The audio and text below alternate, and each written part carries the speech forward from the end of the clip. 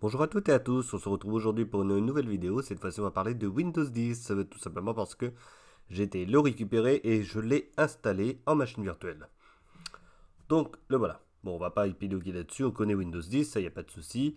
Donc il est là, il est bien installé. Ce que j'ai fait, c'est que j'ai pris une petite licence pas chère à 5 euros pour pouvoir l'activer. Donc c'est plutôt cool. C'est tout simple, si je vais ici sur les paramètres, on fait alors panneau de configuration, comme ça on y voit un peu plus clair parce que dessus il ne le marque pas clairement. Ici système et directement on voit qu'il est activé ici. Voilà. Donc en même temps vous voyez un petit peu sur quoi on fonctionne. Donc bon, Intel Core i7, ça y a pas de souci. C'est 8 Go de RAM actif, 64 bits, tout le bazar, donc ça ok. Et 8 non, qu'est-ce que j'ai mis, 2 Go je crois de mémoire graphique pour la machine virtuelle. Au moins à peu près je suis tranquille. Et aussi, surtout, il y a le partage de données entre le Mac et le Windows. Donc, ici, si vous voyez, hello.txt, enregistrement de l'écran. Et si je vais ici sur le bureau, qu'est-ce que j'ai? Enregistrement d'un écran et hello.txt. Voilà. Alors, ça peut être bizarre hein, comme ça, mais en fait, les deux fonctionnent en parallèle. Voilà, c'est vraiment génial. Ça y a pas de souci. Donc là, il vient d'être installé. Hein. De toute façon, j'ai juste mis Firefox, VSC, GIMP et LibreOffice. Comme ça, on est tranquille. Il est installé sur SSD du Mac. Pareil, comme ça, moi, je suis tranquille. Et c'est beaucoup mieux parce que les Linux sur le disque dur traditionnel, il n'y a pas de souci. On peut faire sans problème des tests. Mais alors, un Windows, c'est juste une horreur. Il est énorme, justement, à faire travailler dessus et c'est pas possible. Voilà. C'est pas parce que c'est une question de machine virtuelle et tout, même en dur, sur un disque dur, c'est la galère. Donc autant directement aller sur le SSD, je suis pas embêté et tout va bien. Voilà. Là, pourquoi il veut pas? Bon, là donc c'est LibreOffice, tout va bien. Là-dessus, il n'y a pas de souci.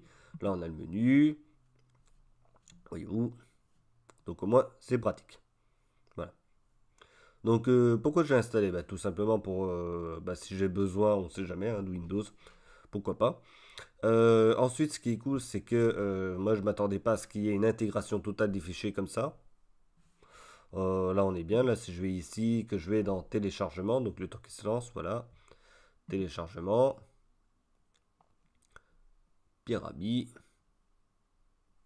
Et qu'est-ce qui se passe? Voilà, il va m'ouvrir le document. Et c'est pareil. Si je vais ici dans le Finder et que je vais dans téléchargement, donc je crois que c'est là, téléchargement, Pyramide, ping. Et voilà. Donc ça, c'est plutôt cool de ce côté-là. Et on s'est vraiment intégré, il y a rien à faire dessus. Moi, ça m'a étonné. J'ai vu ça, je me suis dit, bah tant mieux. Peut-être parce que c'est VMware et que ça a l'habitude de faire de la sorte pour faire le partage entre des systèmes d'exploitation. Mais sur Windows, je me souviens pas que ça marchait aussi bien. Voilà. Donc, c'est plutôt cool, c'est sympa, c'est nickel. Il n'y a pas besoin d'aller dans dossier partagé, d'aller absolument récupérer tout ce qu'il faut. Enfin voilà. Là, je suis vraiment tranquille. Et en plus de ça, ce que j'ai fait, je voulais voir ça. Je me suis mis là-dessus. Et ensuite, qu'est-ce que j'ai fait? Dans les téléchargements, j'ai été créer un document. Clic droit, nouveau, document texte. Voilà. Donc là, je fais un document. Là, j'en fais un en Office. Hop. Voilà, donc là, il m'ouvre LibreOffice. Franchement, je mets des trucs comme ça qui servent à rien, mais comme ça, vous pouvez voir, ça va beaucoup plus vite. Donc ça y est, c'est fait. Ensuite, je vais dans téléchargement.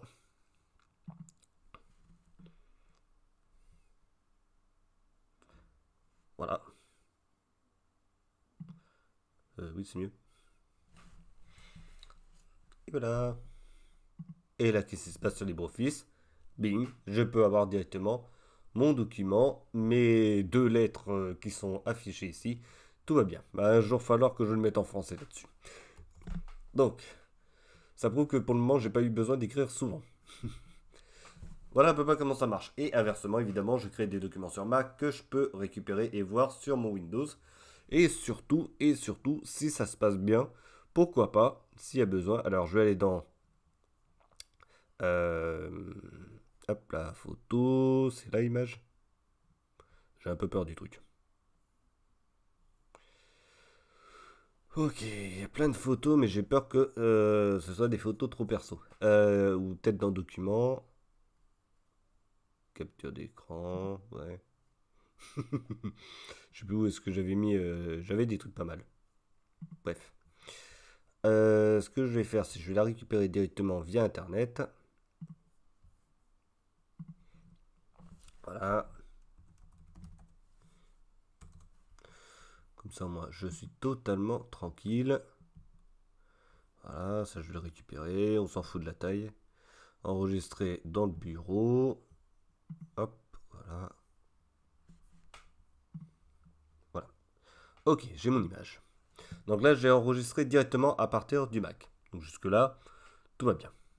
Ce que je vais faire, c'est la mettre peut-être, pourquoi pas, en noir et blanc. Je vais, alors, on va pas dessiner. Modifier.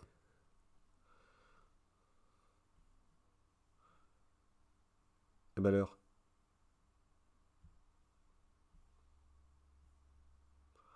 Bon, après, ça reste quand même du Windows. Hein. C'est pas non plus... voilà.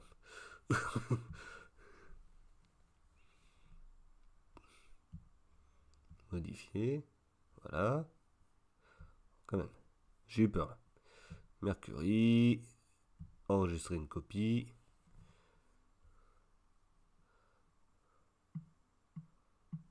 Voilà. Dans le bureau.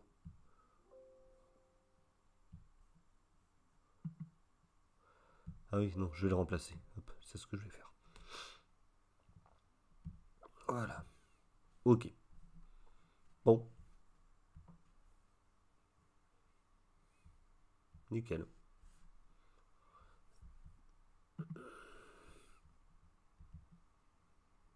Voilà. Bon, franchement, du coup, ça c'est vraiment cool. Là-dessus, non, on est bien. On est bien, on va pas se prendre la tête. J'ai envie de dire que là, pas de souci. Ok. Donc voilà à peu près comment ça fonctionne. Donc bon, ça a pris un peu de temps là, juste pour faire cette histoire, changer un document que je venais de télécharger avec le Mac. Objectif énorme, c'est-à-dire que si, par exemple, je vais aller sur Mac, j'ouvre ma photo. Donc jusque là, alors voilà, on a ça. On peut absolument rien changer. Ça, c'est un petit peu embêtant. Et du coup, je suis obligé d'aller récupérer ça et d'aller le mettre sur GIMP. Voilà. Parce que j'ai mis GIMP. Hein. Ah, Paint, Windows. Allez hop, PowerPaint. Voilà. Alors ça c'est pareil, je ne savais pas. Bah, du coup, très, très cool. Donc, je ne pouvais pas sur GIMP. Et ben, maintenant, je suis tranquille. Je peux aller l'ouvrir directement avec photo de Windows. Et ça, c'est plutôt cool. Vraiment. Il va quand même aller récupérer GIMP sur Windows. Allez, on va faire ça juste pour le fun. Voilà. Non, franchement, c'est vraiment bien. L'intégration des deux, c'est énorme. Ça, c'est cool. Moi, ce que j'avais envie de faire, c'était pourquoi pas voir les nouveautés et tout de Windows. Mais alors, du coup, si c'est vraiment c'est aussi bien intégré, je vais peut-être pas faire de conneries à le mettre à jour en permanence celui-là. Parce que là, par contre, ça m'embêterait sérieusement. Voilà, de perdre des choses. Là, j'ai vraiment Windows qui est fonctionnel. Pourquoi pas reprendre une petite licence à 2 euros vraiment pour vraiment toujours la mettre à jour en permanence pour pouvoir faire des essais. Et celle-là, je la garde vraiment pour moi. Du coup, ça fait vraiment Windows à 10 euros, mais c'est vraiment mieux que avoir une grosse licence à je ne sais pas combien d'euros. C'est plus de 100 euros pour avoir une licence complète. Là, deux licences OEM, 10 euros, je suis tranquille. Il y en a une qui sert pour faire vraiment des tests et l'autre qui est vraiment cool pour faire le reste. Bon, c'est un peu dommage qu'il l'ait mis en si petit, lui, par contre. Mais ça, c'est pas trop grave. Ok, maintenant, c'est pareil. J'ai vu aussi un truc qui était pas mal. Contrairement à Linux. Donc là, si je fais dans système, normalement, ça, affichage.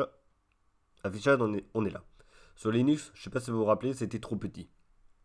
Tout était trop petit et à chaque fois, fallait, si on pouvait, hein, parce que c'est pas tout le temps, jouer sur la taille du texte. Donc lui, il s'embête pas. C'est directement intégré. Voilà. Donc là, vous voyez la taille de l'écran. 3584 pixels par 2240. C'est juste énorme la densité de pixels. Voilà. Ça, c'est vraiment super bien parce que là, si je vais ici, ça, ce qui m'étonne, c'est si je fais à propos de ce Mac, il va pas aussi loin. Alors, moniteur, c'est ça. 3072 par 1920 en 16 pouces. Alors, déjà, oui, certes, il est en 16 pouces, mais le 1920, ça m'étonne énormément. Mais bon. Et puis là, j'ai 2240. Voilà. On n'a pas vraiment la même chose. Là, c'est vraiment plus défini. Alors, j'ai plus confiance en ce que me dit, à mon avis, Windows et Linux sur la machine virtuelle. C'est peut-être possible parce que vraiment, j'ai beau me rapprocher au maximum de l'écran, je ne vois pas les pixels. Voilà. Donc là, bon, c'est pas extrêmement grave, mais on voit la différence. Donc oui, du coup, Windows, ce qui est cool, c'est que vraiment, il va mettre ça correctement. Bon affichage et tout, mais lui, il a l'habitude parce que maintenant, il gère des écrans 4K, 8K, donc un écran en 2K, ça va pas trop le déranger non plus. Donc ça, c'est plutôt cool de ce côté-là. Donc voilà, j'ai fait à peu près le tour. Donc comme j'ai dit, Windows, c'est Windows à la base, mais ça, franchement, c'est vraiment une pépite de pouvoir partager totalement les documents. Et que si vraiment sur Mac, il manque un truc, par exemple l'application photo, on avait iPhoto sous Mac qui faisait exactement pareil que l'application photo actuelle de Windows. Aujourd'hui, elle n'y est plus et il n'y a plus rien. Donc franchement, c'est plutôt cool d'avoir ça. Donc si vraiment je veux retoucher une photo vite fait, j'allume Windows et c'est parti. Là, je vais faire un test. Je vais juste l'arrêter. Alors, arrêter de manière classique. Et je vais le redémarrer, voir justement si il est toujours aussi rapide sur un démarrage que si il était installé en dur. Ça, c'est ce que j'ai envie de voir. Voilà. Donc, là, il arrête tranquillement.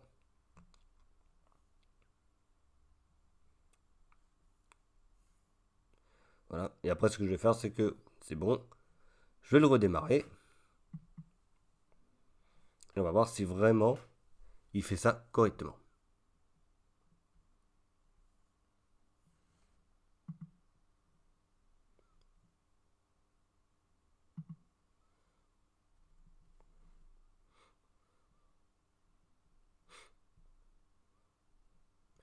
Et non, il fait pas le démarrage classique.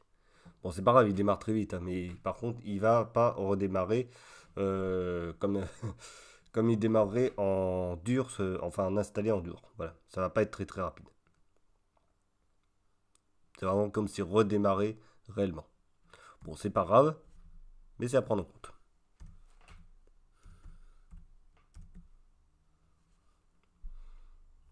Et voilà. Non, c'est plutôt pratique. Là, j'allume ça. C'est bon, j'ai toujours tout. Apparemment, oui, il n'y a pas de souci.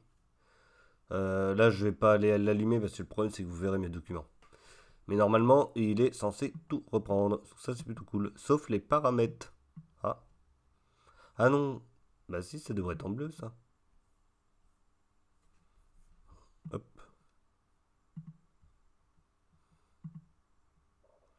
Voilà. Ok, personnalisation. En les couleurs. Il est censé être bon. Et là, il le fait pas. C'est bizarre. Bon, bref, c'est pas grave. Ok. D'autres choses. Alors là, on va partir plus sur les trucs de Windows, on va dire. Donc là, j'ai trouvé ça, un éditeur de vidéo. Donc, il faudrait que j'ai une vidéo pour faire un essai, hein. Mais en l'occurrence, ils ont mis ça. C'est plutôt cool. Franchement. Voilà. Il n'y avait pas. Maintenant, c'est en place. Donc, c'est plutôt sympa de leur part. Il manque plus que la suite bureautique classique, hein, Microsoft Office, avec les trucs de base. Ce serait super bien. Et ensuite, l'autre truc, c'était le terminal qui se trouve ici. Windows Terminal, que j'ai été récupéré parce que pour le moment, il n'est pas totalement installé, mais on peut maintenant le récupérer sur le store d'applications de Windows. Ça, c'est plutôt cool. Voilà. Donc, si je fais un ls, hop, voilà, il va me récupérer les choses. Ça, c'est plutôt cool. Voilà. Donc, si je fais user, Hop. Windows. Hop. Et voilà. Oula. Donc ça, c'est directement lié à PowerShell. La différence, c'est que là, il va aller me faire ce qu'il faut pour pouvoir faire les trucs classiques. Là, si je fais le CMD,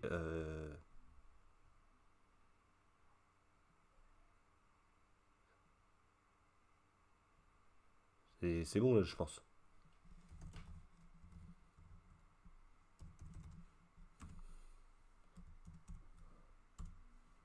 Yes, ça marche. Oui, nickel. Bon bah c'est cool. On voit rien mais c'est pas grave. Je vais juste voir alors couleur. On va faire le 2 et le Z. Ah. Bah non ça va pas aller. 0. Bref, on voit mieux. Ok, donc là c'est cool, on a le PowerShell et là on a le CMD, on a les onglets, ça c'est plutôt cool. Donc ça va vraiment être mis en avant par la suite sur Windows, c'est vraiment préinstallé directement de base à partir sûrement de la prochaine mise à jour. Donc ça c'est une bonne nouvelle.